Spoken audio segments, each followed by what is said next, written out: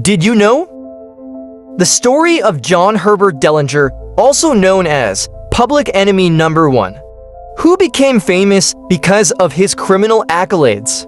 John Herbert Billinger, born June 22, 1903, Indianapolis, Indiana, U.S., was an American criminal who was perhaps the most famous bank robber in U.S. history, known for a series of robberies and escapes.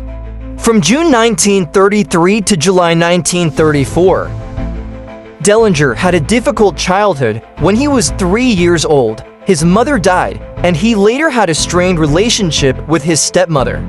Often in trouble, he eventually dropped out of school. The family subsequently settled on a farm in nearby Mooresville, but the relocation had little effect on Billinger's behavior. In 1923, he joined the Navy and served on the USS Utah before deserting.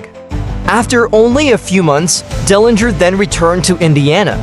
In September 1924, he was caught in the foiled holdup of a Mooresville grocer, and he served much of the next decade in Indiana State Prison.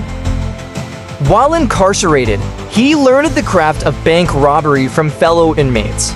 Upon parole on May 10, 1933, he turned his knowledge to profit by robbing 5 Indiana and Ohio banks in 4 months with 1 to 4 Confederates, and gaining his first notoriety as a daring, sharply dressed gunman. In September 1933, Billinger was captured and jailed in Ohio. However, the following month he was rescued by 5 former convict pals, whose own escape from Indiana State Prison he had earlier financed and plotted. A sheriff was killed during the incident. Billinger and his gang next robbed banks in Indiana and Wisconsin and fled south to Florida and then to Tucson, Arizona, where they were discovered and arrested by local police. Billinger was extradited to Indiana and lodged in the Crown Point jail, which was considered escape-proof. However, on March 3, 1934, he executed his most celebrated breakout with a razor and a piece of wood. He carved a fake pistol, blackened it with shoe polish, and used it to force his way past a dozen guards, singing as he left, "I'm heading for the last roundup." Billinger then drove the sheriff's car to Chicago.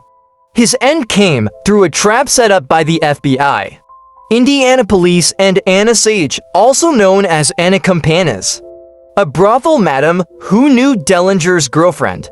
Sage informed law officers that she and the couple would be seeing a movie.